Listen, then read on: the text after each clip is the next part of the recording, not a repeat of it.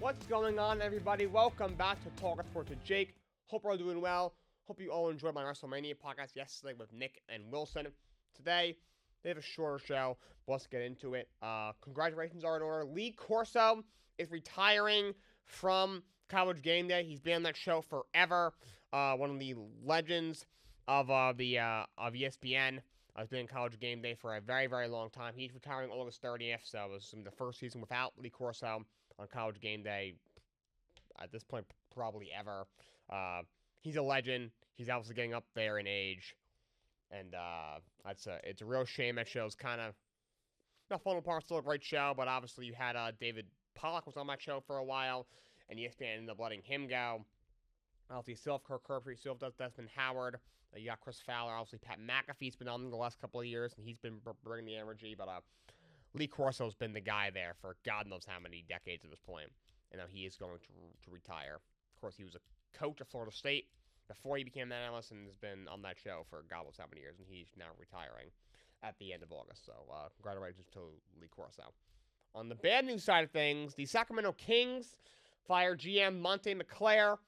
They part ways with him after 5 seasons. He did some good things. They made the playoffs they brought the NBA's longest playoff drought 2 years ago under him. He originally brought in Mike Brown to coach the team.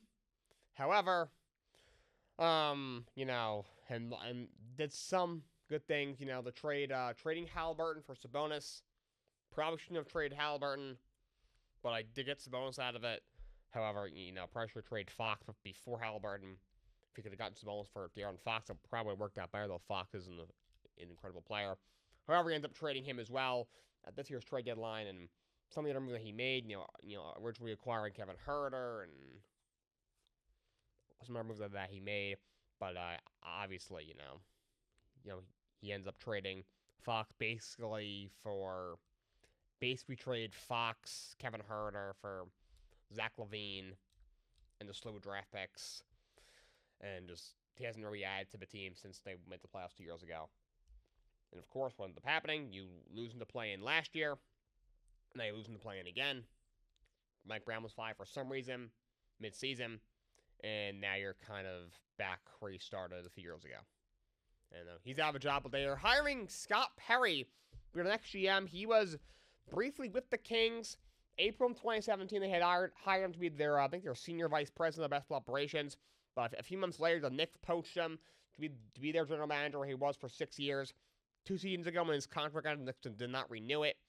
So he has not really been doing much over the last 2 seasons. The Kings bring him back to be their general manager. He was as Knicks GM. To be honest, before Leon Rose got there, he really didn't do anything. And then when Leon Rose got there, he was part of a front office that did some nice things. However, Leon Rose has been the one calling the shots since he became the president of basketball operations for the New York Knicks. Perry was involved, well, not super involved, so I'm not sure how good of a hire this is. Kings, changes were definitely, I think, are going to be happening in Sacramento. Obviously, Fox is already gone. Kevin Huerter is gone. I would not be surprised. Zach LaVine, I could see them honestly looking to possibly shop Zach LaVine.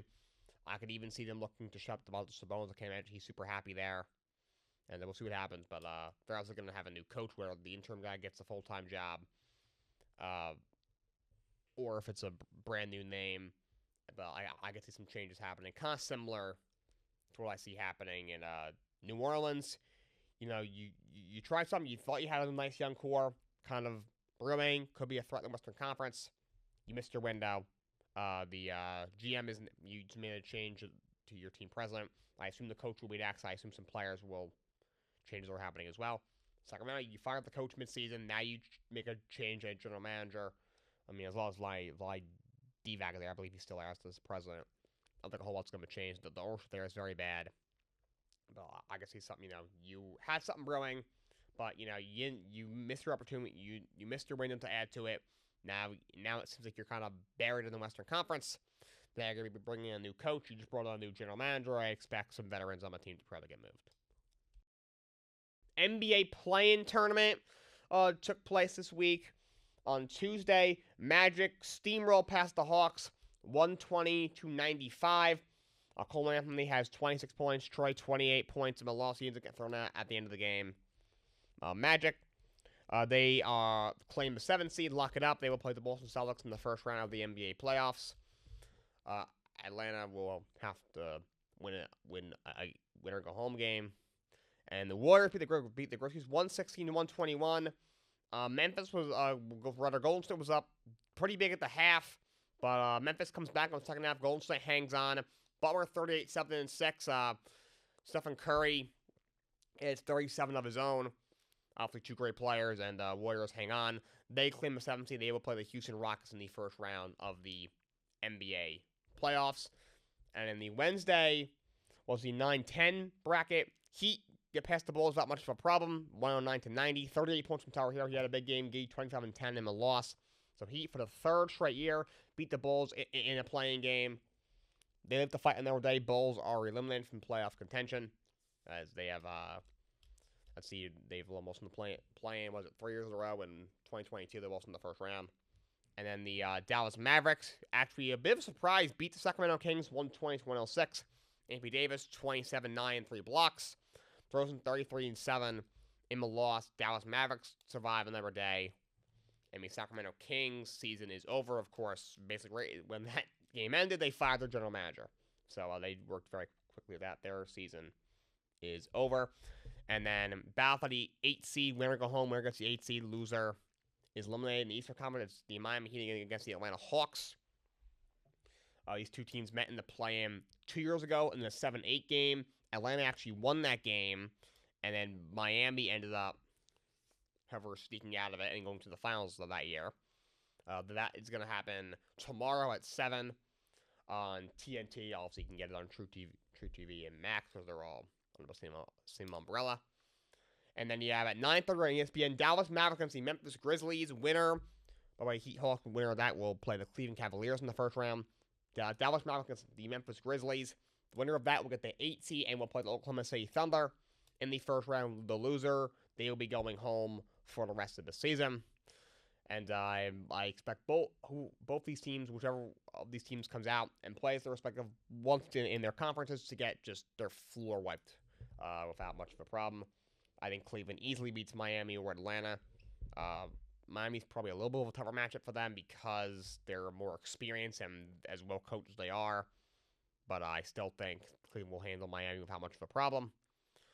And in the West, I think Oklahoma City Thunder will absolutely clothesline whichever team meets them in the first round of the NBA playoffs. All right, so to close up the show today, we are going to talk about the NHL Stanley Cup playoffs. Playoff bracket is set, so I'm going to do my playoff predictions and then close this thing out. Eastern Conference, Toronto Maple Leafs will be hosting the Ottawa Senators in the first round. This one is a tough one to pick. I'm going to take the Ottawa Senators. I do not trust the Maple Leafs as far as I can throw them. 2 years ago, you win a first-round playoff here being Tampa in 6, and then you get swept by Carolina, or swept by Florida in the first round, who was an 8 seed. They ended up going to the Cup that year, and of course last year they won it, but they got swept by an 8 seed in the second round of the playoffs. They're finally winning a first-round playoff series. Last year, you go down for 3-1 to Boston. You come all the way back, force a Game 7, and completely choke in that Game 7. They're a better hockey team on paper than Ottawa. But typical Maple Leafs, they're great offensively. Defensively, they're just okay. Their goaltending, I know it's been good throughout the year, but with Wool, but I'm still skeptical how he'll perform in the playoffs. Ottawa's been playing some really good hockey. You saw how impactful Brady Tkachuk was to the USA team in the Four Nations tournament.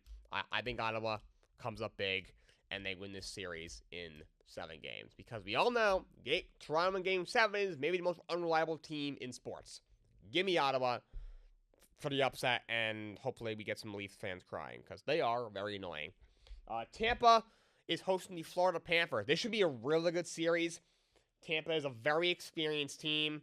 Of course, you were in the Cup final 3 years ago, only a few years ago, won twice. had some early playoff records the last couple of years. Florida is the defending champs. I'm going to take Florida in 7. This should be a really good series. Sergei Bobrovsky against Andrei Vasilevsky, 2 of the best goalies in the conference, in the entire league. 2 very good veteran teams. But I think Florida's a touch better overall. They're the defending champs. I will take Florida in 7 games. But that should be a phenomenal series. Answer playoffs looks loaded as usual. Washington Capitals hosting the Montreal Canadiens. I'm going to take Washington. I'm going to take them in 6. I respect Montreal a lot. They have a really good young squad. They've really put it together this year. I actually think they will give the Capitals a run for their money. A little worried about the Capitals, not going to lie. They're a great team. Ovechkin, he broke the record. Greatest goal scorer ever. He had, 45 goals at 38, 39, despite missing 5 weeks with an injury. But, they were like, the last part of the year, it was not necessarily like, oh, are they going to hang on to the 1 seed? Is this team built for a cup run? It was like, is Ovechkin going to get the goals record? And in the last 2 games, they already had the 1 seed locked up. They were, on their high horse. Ovechkin got the goals record. So, although they're not focused, but it was kind of like a weird mentality that they had at the end of the season. Maybe not really even their fault, and I'm not, and I'm completely fine with the reaction the Ovechkin got. He deserves as many flowers as there are in the world for breaking this what seemed like an unbreakable record for 30 years. But Montreal, I think, is a gritty young team. I think they will. I could see Montreal actually possibly, game 1 winning 4-1, and people are like, whoa, what's going on? Then Washington kind of gets their skates under them. I think they finish off Montreal in a hard-fought 6-game series. Then Carolina Hurricanes against the New Jersey Devils. I'm gonna take the Hurricanes in 6. Devils played really good hockey in the first half of the year, one of the league's best teams. Did not play a lot after the All-Star break really whatsoever. Carolina's kind of had a weird year. Obviously, the Rantanen experiment did not work out. However, you basically gave up Martin Necas, who's a great young player, for nothing. However, you do get back a good player for him. You got back a bunch of draft picks for him. You have a very good team. Obviously, you have not won a game in the Eastern Conference Finals since Rob Bradmore took over. Lost some second-round awards every year. 2 years ago, you were in the conference finals and got swept by Florida. You lost in 4 or 5 games. Last year, of course, you lost in 6 to the Rangers in the conference semis. But they seem to be overhyped every year.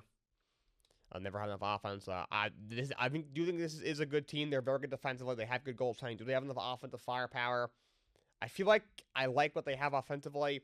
Not sure if they're in for a cup run this year, but I think they get past the New Jersey Devils. A rematch of the Eastern Conference semis from 2 years ago where Carolina won, I think, in 5 or 6. And I think they win in 6 once again. So Eastern Conference semifinals will be Florida hosting Ottawa. I'm going to take Florida in 6 games. I still think Florida is very good. This is practically the same team that won the Cup last year. Great offensively. You have 4 lines that can beat you. You have a lot of vets. They're tough. They're good defensively. They have amazing goaltending of Sergei Bobrovsky. He's a great goalie. He's phenomenal in the playoffs. We saw how well he played in the playoffs last year. Ottawa's a nice young team. I like what they have going for them, but I think Florida finishes them off in 6 games. And then you have Washington and Carolina in the Eastern Conference semis. I'm actually going to take Washington in 7 games, and this will be a really good series. But Washington, I think they're a really well-rounded team. I feel like not a lot of people are talking about them. Maybe because they've been so mediocre for years. Last year you got swept by the Rangers in the first round. You got swatted. And then in the offseason, you make some moves. Look, all right, they could be better. And end up being even better than all of us thought. You've kind of been the 1 seed all year, I feel like, the Capitals, towards the beginning of the year. Carolina is a good team.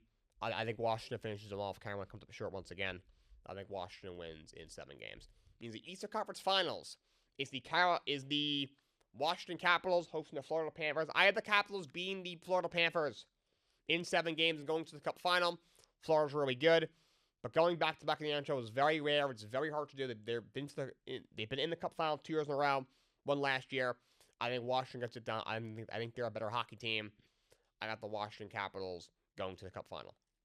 On the Western Conference side, Winnipeg Jets hosting the St. Louis Blues. Winnipeg Jets are the President's Trophy winners. Blues are coming in red hot. I think that's an intriguing series. I do have Winnipeg winning it in 6 games. I still don't trust Jordan Bennington. He played great in the Four Nations. And he's played pretty well down the stretch. But Winnipeg is really good. Connor Hellebuyck is the best goalie in the league. That's a really good team. I'm not sure if they're going on a cup run, but they'll win a series in 6 games. Dallas Stars against the Colorado Avalanche. That's going to be a phenomenal series. 2 great teams. Dallas, of course, added Mikko Rantanen at the trade deadline. Colorado added multiple pieces, including Brock Nelson and others at the trade deadline. These are 2 really good teams. I could see either one of these teams. I remember when Dallas and Vegas played last year. I thought whoever won that series would end up in the Cup final. Dallas ends up sneaking past Vegas, but you end up losing in the conference finals to Edmonton. I'm going to go with the Colorado Avalanche. I like what Dallas has. They got some very good goaltending. Jake Odger, who's one of the best goalies in the league. This is a really good, well-rounded team. They're very experienced. They seem to be, in the conference finals mix every year. But Colorado's got really good experience. You added a lot at the trade deadline. And I believe Gabriel Landeskog, we haven't seen in a couple of years. I think he's going to be coming back. He's their team captain. Weston was healthy. He was one of the league's best players. I think he can still contribute to an extent. I'm going to Colorado in 7 games, which will be an incredible series.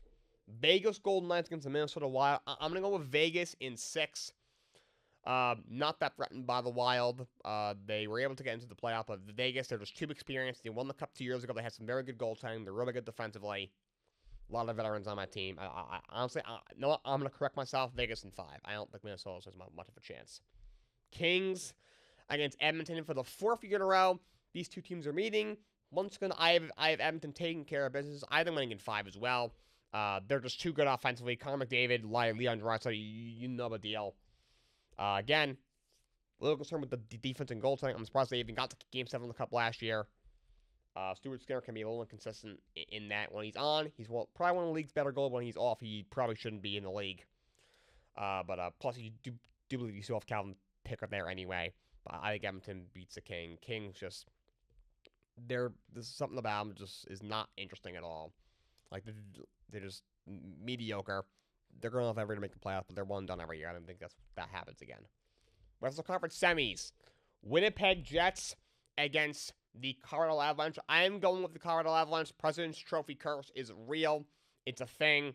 Trust me, it's a thing. And either way, I think Colorado wins this series. I'm going to take Colorado to win this series. Actually, in 6 games. I think this team is really good. I don't know who's. I get Winnipeg has to go in to stop that offense, but President's Trophy curse and just how good Colorado is. They're very experienced. I'll take them in 6 games to go to the conference finals. And then Vegas Golden Knights against the Edmonton Oilers in the conference semis. This should be a really good series. I'm going to take Vegas in 7, actually. This is going to be a really good series. 2 really good teams, kind of a clash of styles.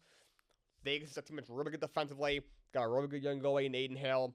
Edmonton's a team that's a little shaky defensively and in net, but has as good of an offense as any NHL's seen in a while. I think Vegas pulls it out in 7 games. They advance to the Western Conference Finals. Western Conference Finals is the the Colorado Avalanche against the Vegas Golden Knights. I'm going to take the Avalanche to win this series in 6 games. Again, kind of a clash. Colorado's fiery offensive attack against Vegas is really good back end and really strong goaltending. However, Colorado isn't a slouch defensively and in net either. I think they can match the intensity of the Vegas Golden Knights, and I think Colorado ends up in the Cup final. Colorado Avalanche against the Washington Capitals in the Cup final. As amazing as it will be to see Alex Ovechkin not only break the all-time goals record and have nearly 900 career goals for his career, and then win his 2nd Cup in the season. Basically, at that point, you gotta be like, is there anyone even close to him for the 2nd greatest NHL player of all time behind Wayne Gretzky? I am going to take the Colorado Avalanche to win the Stanley Cup final in 6 games. Avalanche, I think it's going to overpower them. They are really good and really deep offensively. They're solid defensively. They have pretty good goaltending. I think they are a better hockey team than the Washington Capitals. They're more well-rounded, more built for the playoffs. I think the Colorado Avalanche win their 2nd Cup. I believe in the last 4 years, they will be your Stanley Cup champions.